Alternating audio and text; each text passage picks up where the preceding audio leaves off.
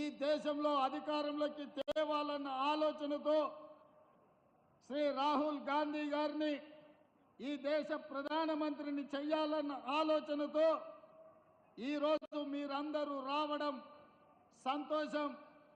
మీ అందరిని చూసిన తర్వాత నాకు సంపూర్ణమైన నమ్మకం కలిగింది.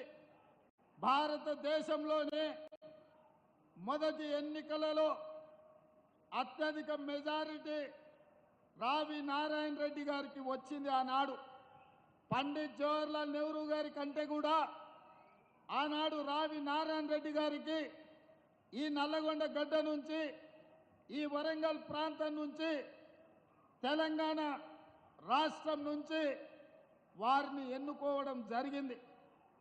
ఆ స్ఫూర్తితో ఈనాడు తప్పకుండా దేశంలోని అత్యధిక మెజారిటీ ఇచ్చే పార్లమెంటు నియోజకవర్గంగా ఖమ్మం పార్లమెంటు నియోజకవర్గం చరిత్రలో నిలబడబోతుంది.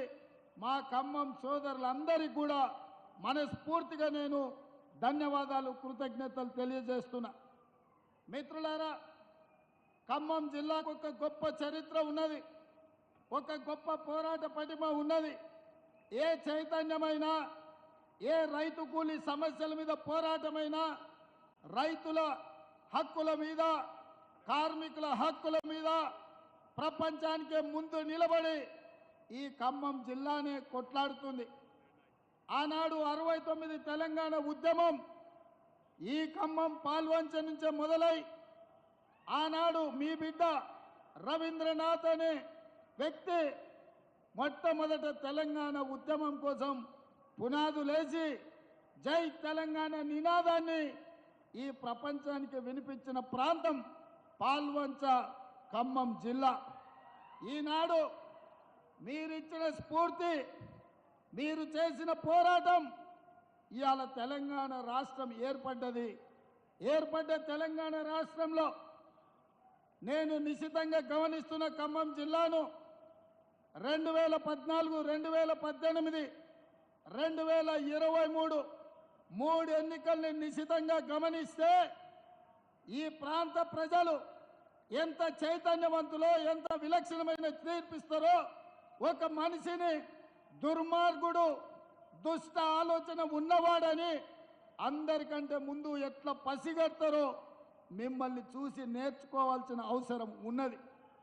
2014లో బీఆర్ఎస్ పార్టీకి ఒకటే సీట్ ఇచ్చిండ్రు, 9 సీట్లు ప్రతిపక్షాలకు ఇచ్చిండ్రు.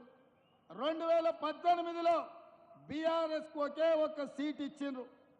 ఇప్పుడు కూడా మీరు ఒక సీట్ ఇచ్చినా మళ్ళీ మీరందరూ ఆ మిత్రుని కూడా ఈరోజు ఇండియా కూటమిలో చేర్పించి రఘురామ్ రెడ్డి గారి గెలుపు కోసం వారు కూడా మనతో కలిసిండ్రంటే ఏ రోజు కూడా ఈ ఖమ్మం జిల్లా నయవంచన, నక్క చిత్తుల మాటకు ముందు అబద్ధంతోనే మొదలు పెట్టే కాలకూట విషం కల్వకుంట్ల చంద్రశేఖరరావును మీరు ముందే పసిగట్టి బండకేసి కొట్టి ఖమ్మంలో 100 మీటర్ల గోతి తీసి పాతి పెట్టింది ఈ ఖమ్మం జిల్లా అని నేను చెప్పదలుచుకున్నా. అందుకే మిత్రులారా, మీ చైతన్యం, మీ పోరాటం, మీ పట్టుదల మిగతా తెలంగాణ ప్రాంతానికి ఆదర్శం. మా మిత్రుడు బట్టి విక్రమార్క గారితో నేను అప్పుడప్పుడు అంటుంటా, నవ్వుకుంటా, అయ్యా నాయన ఎవరితోనైనా పెట్టుకోవచ్చు కానీ మీ ఖమ్మం జిల్లా వాళ్ళతో పెట్టుకోవద్దు.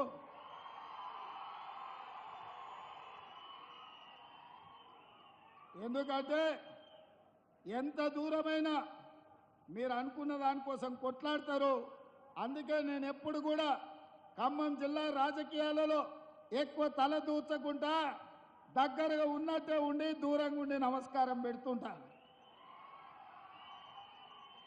ఆనాడు వైఎస్ రాజశేఖర రెడ్డి గారు ముఖ్యమంత్రిగా ఉన్నప్పుడు కూడా ఢిల్లీ పెద్దలు చెప్పిండ్రు, ఉమ్మడి రాష్ట్రంలో 23 జిల్లాలు ఉంటే నువ్వు 22 జిల్లాలకే ముఖ్యమంత్రివి, ఖమ్మం జిల్లాలో మాత్రం ప్రతి కాంగ్రెస్ పార్టీ కార్యకర్త ఒక ముఖ్యమంత్రి ఉంటాడు,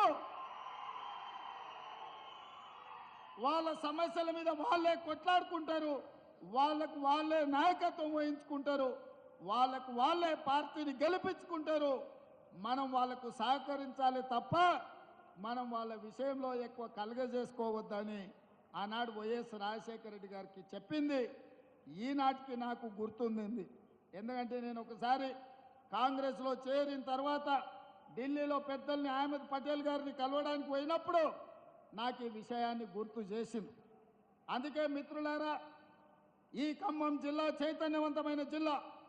ఈ ఖమ్మం జిల్లా దేశ రాజకీయాలకు ఒక దిక్సూచి, రాబోయే మార్పును, జరగబోయే పరిణామాలను ముందుగానే గుర్తించి ఈ దేశ ప్రజలకు ఏది మంచిదో ఆ రకమైన నిర్ణయం చేయడంలో మీరందరూ